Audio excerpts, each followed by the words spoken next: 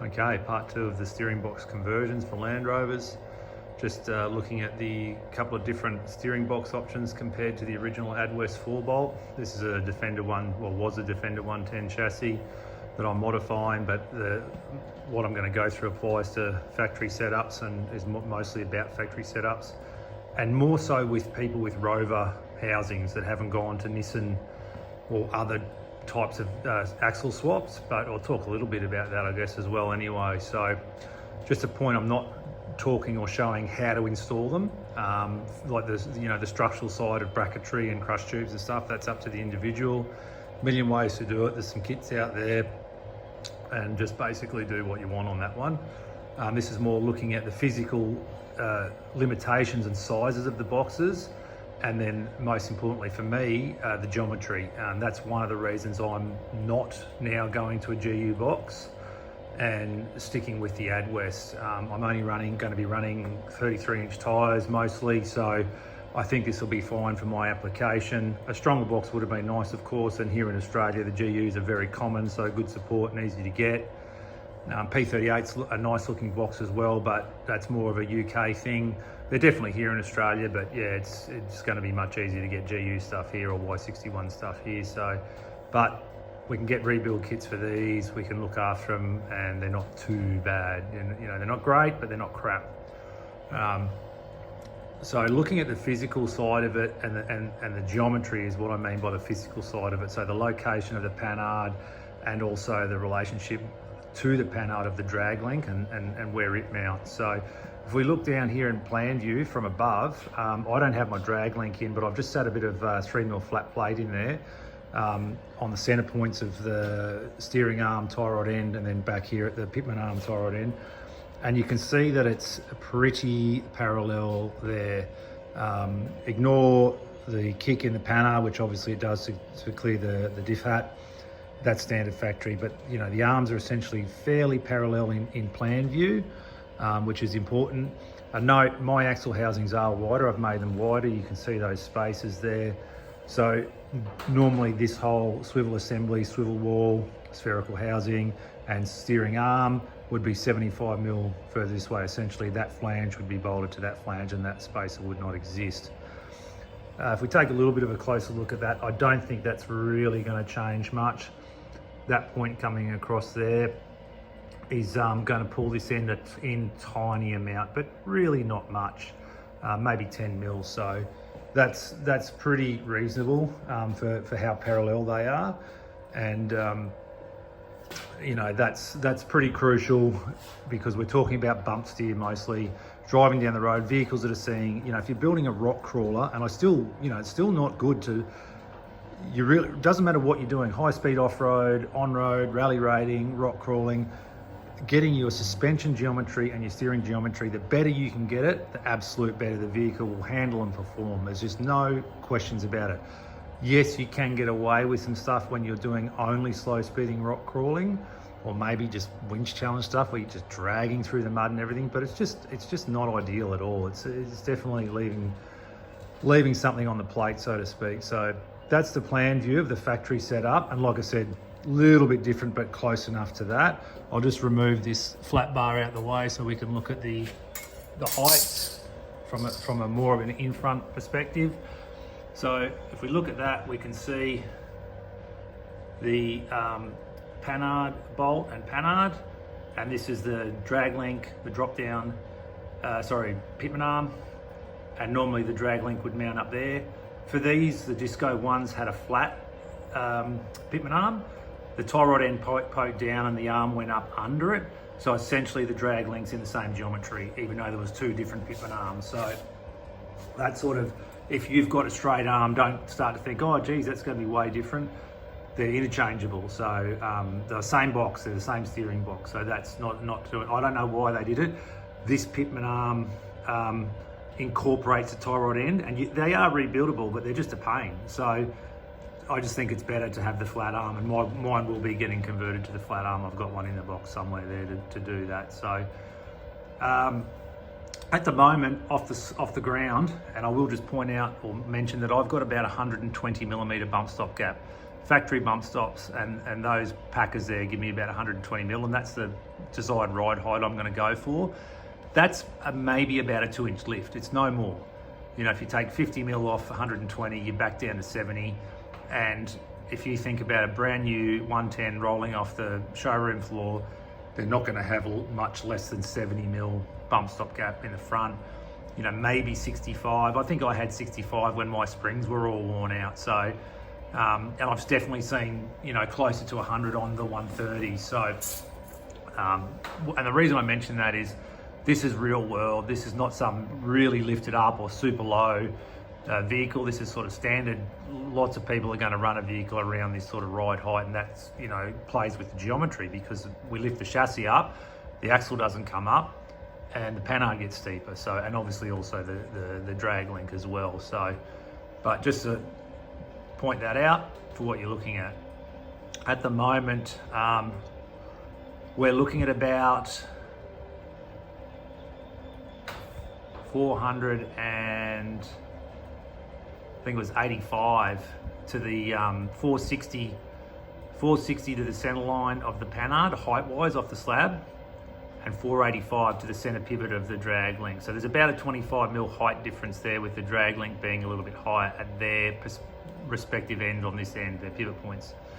Down at the other end, they have about that 25 mil difference. At the moment, mine's about, it's bang on 30. So the steering arm is 30 mil higher. Again, I've done some modifications. I've slotted my swivel balls, added a dowel bolt, and rotated them to increase the caster. If we increase the caster, it raises that steering arm and lowers the rear steering arm. That's not why we did it. That's just what happens. So essentially that drag link end, or the steering arm end, and where the drag link meets, is going to be higher because of the caster increase. So we've got about a 25 mil difference here, and I'd say on that pivot length, they would be damn near the same.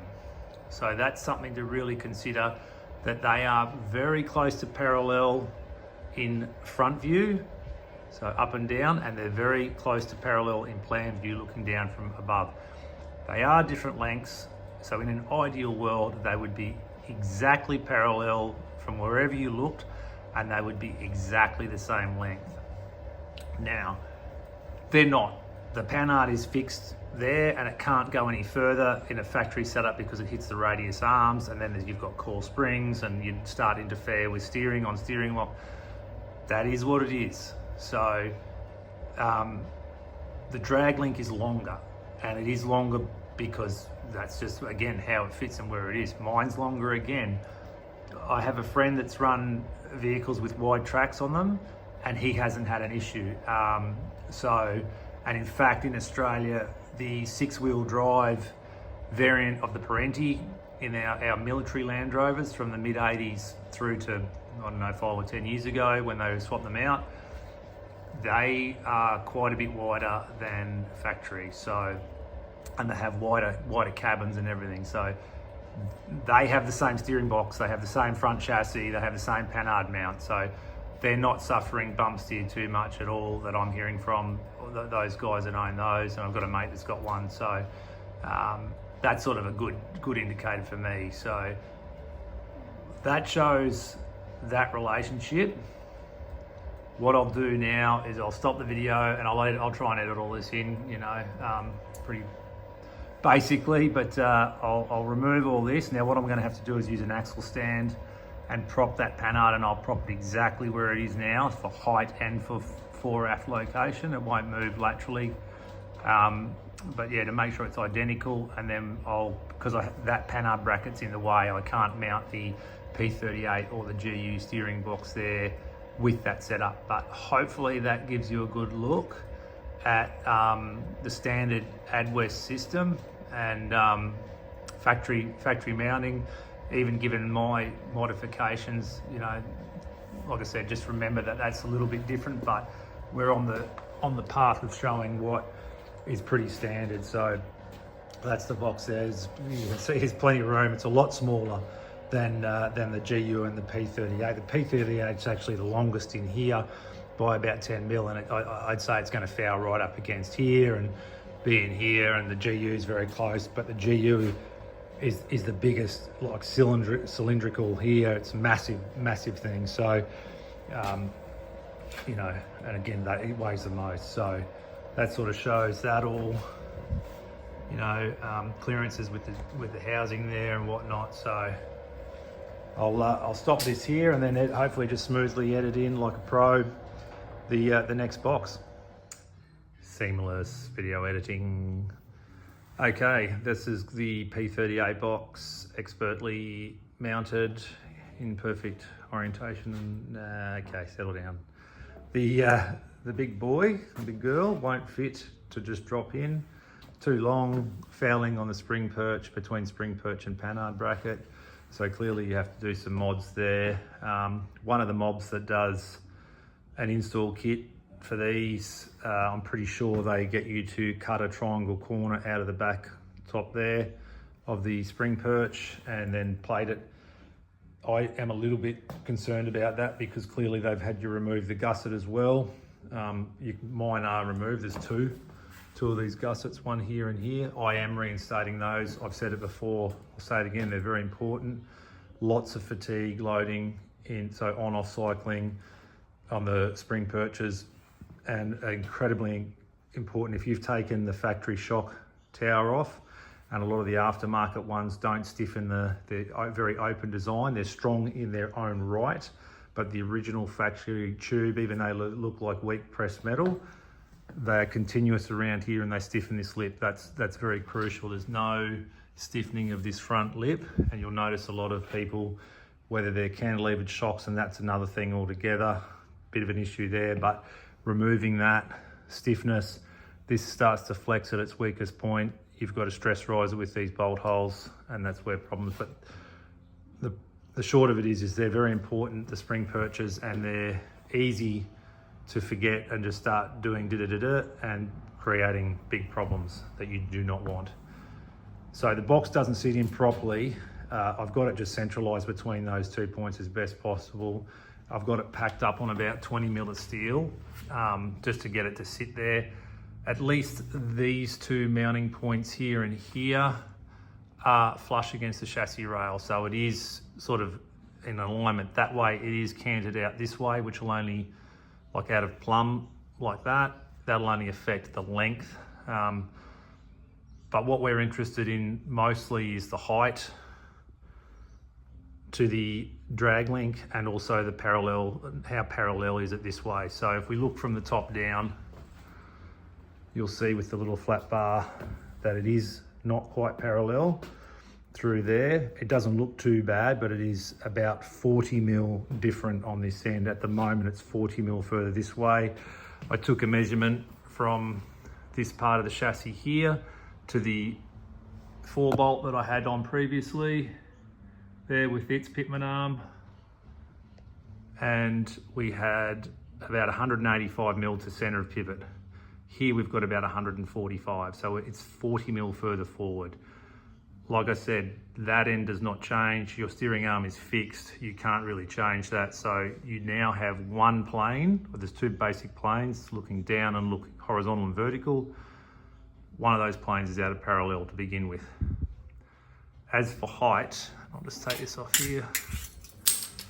Now this pitman arm is like the D1 in the sense that it's straight and the tie rod end comes up underneath and the pivot's below it. So you do have to factor that in, because it's where the arm pivots that in this direction, that spherical tie rod end pivot, that creates the geometry of that up and down. Steering wise, this is the center of this for our travel, but that geometry that we're looking at to try and see if we're going to have bump steer or make it worse or whatever, it's the center of the pivot.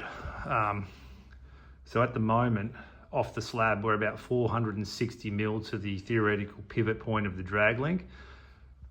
The 4-bolt with its pitman arm had it at about 485. So there's about 25 mil, 20 to 25 mil that it needs to go up, which is surprising. But in saying that, if we look at the bolt holes there, they're through the top of the chassis rail. They're not even down into it. I have a feeling, if I can cast my amnesic, bloody demented mind back, that the mods that I've seen from the factory, I think they had those 2 bolt holes on top of the chassis rail, which would make sense. It starts to give it more clearance around these points. I can't remember if they deleted that. This is the factory one I'm talking about, not the aftermarket mobs. I can't really talk for them other than the fact I'm pretty sure they make you remove that. So if you lift that up to get your bolts on there, that'll pull the drag link up. So that will help. And 25 mil would be fine because you only need to go up 10 mil to get clearance across the top of the chassis rail, and you can do your crush tubes. You can do something like this setup with your brackets, with the big mounting bracket, and obviously that bracket's going to have to come down and incorporate the slung under panhard. And that panhard is sitting exactly where it was prior. It didn't move, so that's quite good there. So the P38 at initial, just quick, sort of dodgy, throw it in, have a quick look, looks to be fairly good in some aspects. Obviously it's still going to be a bit of a pain to mount and do that nicely structurally. The other thing too is, because I don't think that the factory took the corner out, so that's interesting, because I was going to say you could move it back. And that's maybe why the aftermarket mob have done it. Maybe they've moved it back a little bit to get the more parallel with the panhard. Then again, maybe Land Rover, when they made their new mount, they just pulled the panhard forward to be parallel with it. So that's an option. I mean, I'd be looking at a compromise of those 2 things. Again, the ideal world, perfect scenario for the panhard would be having the panhard dead perpendicular across the chassis, so dead parallel with the axle center line, dead level at ride height, and as long as possible. And your ideal suspension travel would be equal up and down. So if you had 200 mil up travel and 200 mil down travel, that would be the perfect world. You know, not those numbers, but that everything's centralized around ride height. That would be what we would like on a full all-round vehicle. Would be fantastic. Compromises everywhere, we don't get that, but the more you can work towards that, the better. So just an overview that at the moment it's a bit out of parallel, but there may be some options there to improve that.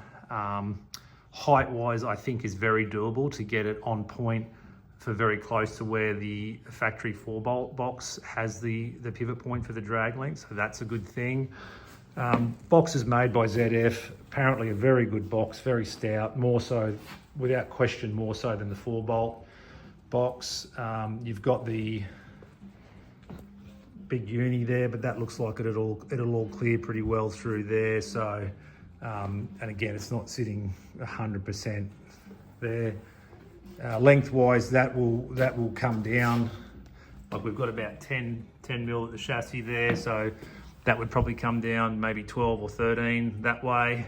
Now, our other one was inside the chassis rail here. I didn't take this measurement. This is 75. You've got at least 30 mil there. That's factoring it going back. So there's, let's say, a good 100 mil from this face, and our other point was in here. So it's, let's just say, ballpark 150 mil longer drag link. What I'm not 100% sure of, and obviously there's a lot of, you know, you're thinking, oh, bloody hell, this info is a bit vague, but hey, I'm here doing it. Come on, give me a break. That drag link may not be in exactly that orientation when the steering wheel and the road wheels are, and the steering box is in the straight ahead position.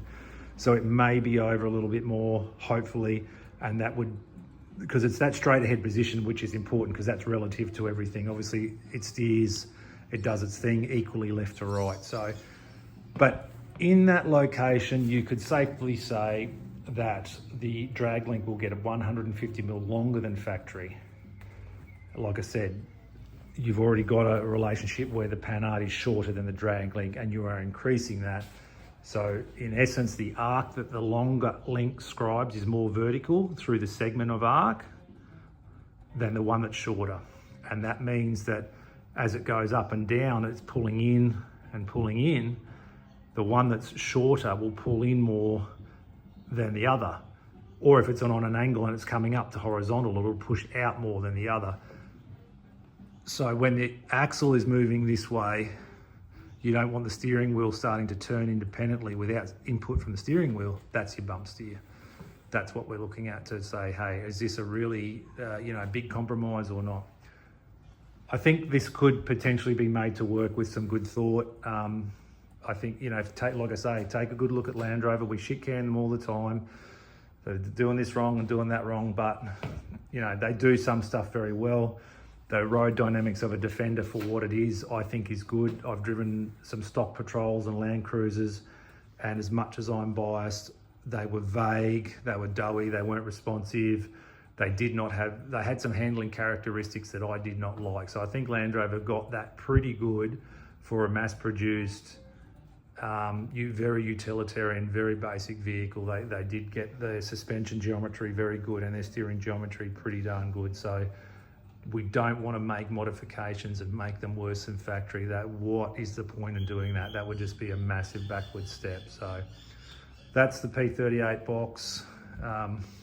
Obviously, good clearance on the inside of the chassis rail because there's nothing there, and there's nothing on it to foul anywhere near the axle housing, but you will have your inside mount and coming down like that for the panhard to factor in, but that shouldn't foul anything there. So you'll just have to be aware of your axle housing, radius arm and left-hand drive panhard mount brackets for your clearances there when you're mocking all that stuff up. There's a lot of people might mock up in cardboard. I don't find it rigid enough. The cheapest way to do something that's going to be reasonable is just to use like thin sheet metal, because you can even 1mm, it's very easy to cut and form. You can tack weld it and then bolt it all up, and it should be rigid enough to give you a true indication. If one's not enough, go to 1.5. So that's it's a little bit of money and it's a little bit of time, but can give you a much more accurate representation than cardboard ever will. And cardboard, you can't hold the steering box. You can do a mount at a 1mm plate and bolt all that in, and it shouldn't just fall on the ground. So that could be something that's going to help you prototype in your mounts if you're going to go that way. So we'll magically make this one disappear, and in another 3 or 4 or 7 weeks I'll throw in the GU box and seamlessly edit it in like a pro, and throw the GU box in and see where it's at as far as its geometry and physical fitting goes. So hold on tight. 40 years later, here's the GU box dropped in. Straight away, the big shield for the uni rubs against a spring perch. I'm sure something could be come up to address that. It is sort of all bolted in, potentially part of the uni. I'm not too familiar with the GU stuff.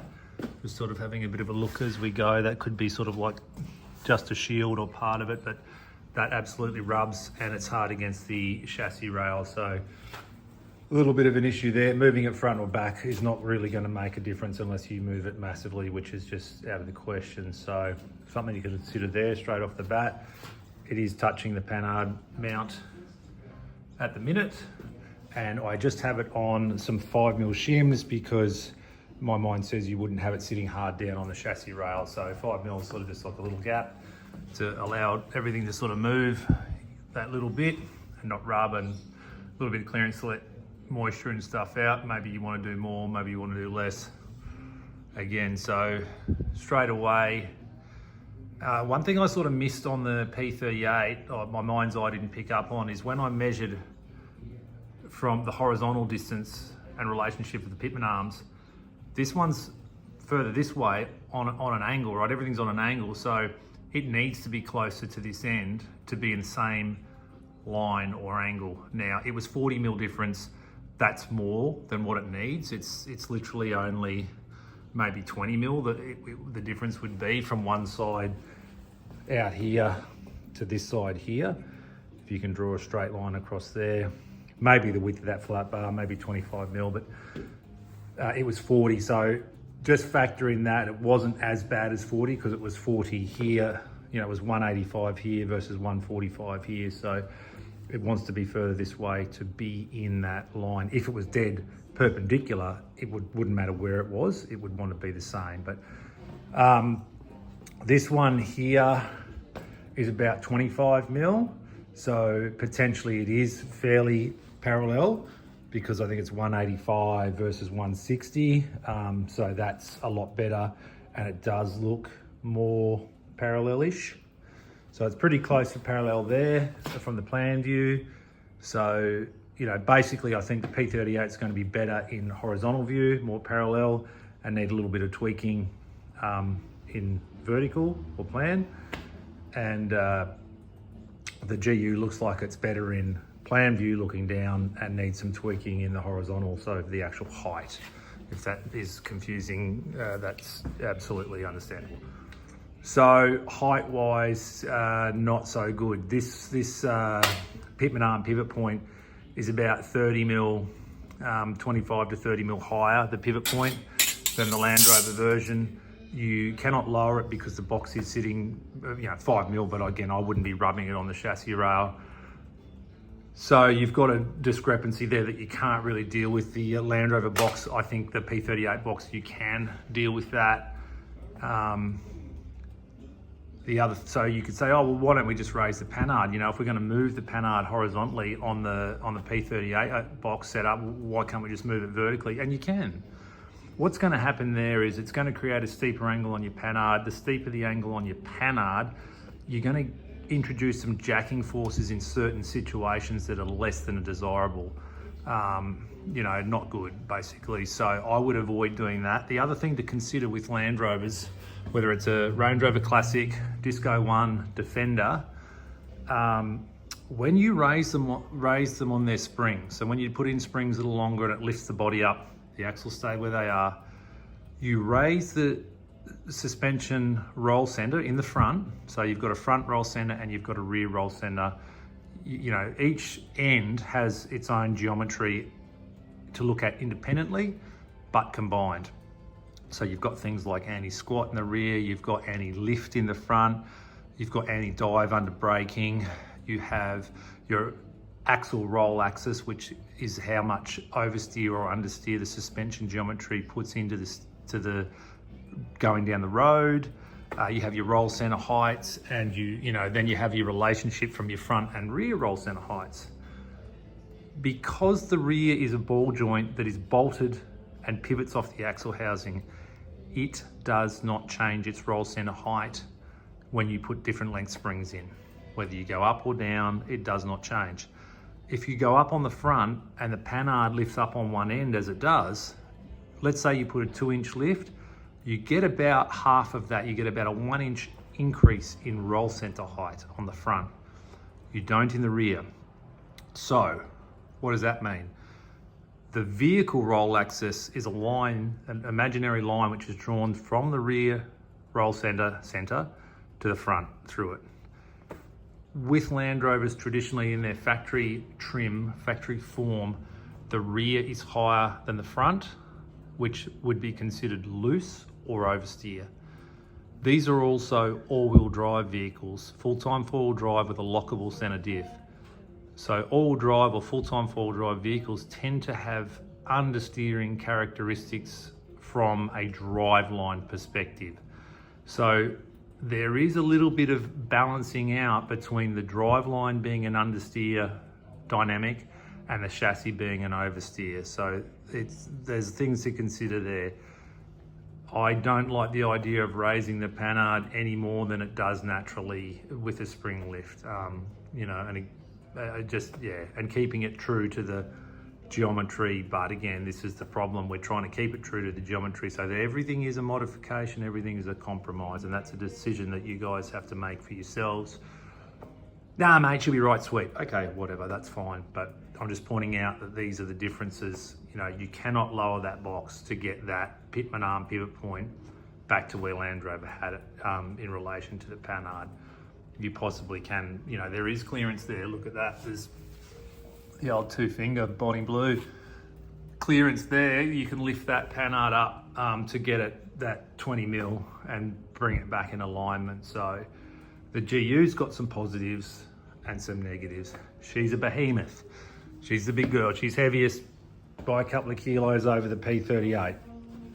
It's a beast of a box, good quality, made in Japan, Koyo made, so no problems with quality, no problems here in Australia and probably most of the world getting parts and service for them. Yeah, there's some options there. Now, another thing to discuss is I have not measured the taper on any of the Pitman arms. I know the Nissan is different to the Land Rovers. The P38 may be. Remember, it was a completely different vehicle. The box was specified and designed or supplied by ZF. So don't assume your tapers just fit. The Nissans don't. So when you do your drag link, you have to get a tie rod end with a Nissan taper on the steering box end and a Land Rover taper on the steering arm on the swivel housing. So don't forget to do that, get the correct tapers, otherwise you will have failure. They will fail. If you ram a wrong taper in, it'll get tight, you'll do it up, you'll think she's gold, you go driving and at some point that is gonna fail and fail badly. So make sure your tapers are right for that. So that shows the GU box. I can't really add too much more than that. I'm kind of over it now and my ADHD is kicking in and I want to do something else. I've got years worth of work left in the 110. I've got a Series 1 gearbox on the boil, on the case and on the bench, so tons to do. Hopefully this has been somewhat helpful, if not absolutely confusing, and you know, will help anyone doing it. And again, if you're doing Nissan axles, the concept is there to look at this stuff. So at least you might now be aware of something you weren't thinking about, or maybe my waffling or retarded explanations have helped a little bit. Hopefully that's the case. I was really keen to put in a GU or a different box. Personally, at this point in time right now, I'd probably be hedging towards the P38 for myself if I was going that way. I just think I don't need it. I'm putting a M57 in this, the BMW 6-cylinder diesel, and I've spoken to a guy that's done a few here in Queensland, Australia, who has a business, Kingpin Fabrication. He does a fair few bits and pieces. Really nice guy, good work, Rick, up on a little bit north of me. And I've seen his stuff in person and we've got clearance. We've got clearance with a couple of his brackets and adapters and stuff to use the Adwest box and fit it all in. And not just, you know, paper thin clearance, you know, good finger fit clearance. So whether or not we can roll the box out or have to lift the engine up to change the box, that's a little bit, you know, not 100% great. But again, everything's a compromise, which way we're gonna go. It's in Australia to do the swap properly. It needs to be certified and signed off by a certifying engineer. And you have to go through that process and you want to make sure everything is perfect structurally with your bracketry and your mounting and your angles and everything. So Land Rover have already solved that problem for me with the factory box. I think I'm going to take the punt and hope that the Adwest box will do the job and save me all that headache. I've already been chipping away at this thing for years. I've got years to come. It's just another thing. I keep adding things or redoing things. I don't need to do that. I need to draw the line somewhere. I'm going crazy. So all good. Hopefully that's helpful. You know, there's nothing wrong with the decision that you make if it's different to mine. Definitely don't think that. Everyone's got different needs and wants, and just sometimes you just want to have a go at something and do it differently. That's fine, or it's definitely going to suit your purpose. I can see the positives or reasons in any of these boxes and choosing that. So yeah, thanks for watching. Leave any comments if I've got anything wrong, not a problem. And if you can add any info or you've had experience and it's, you know, done this or done that, that'd be fantastic. Good luck to you all. Cheers.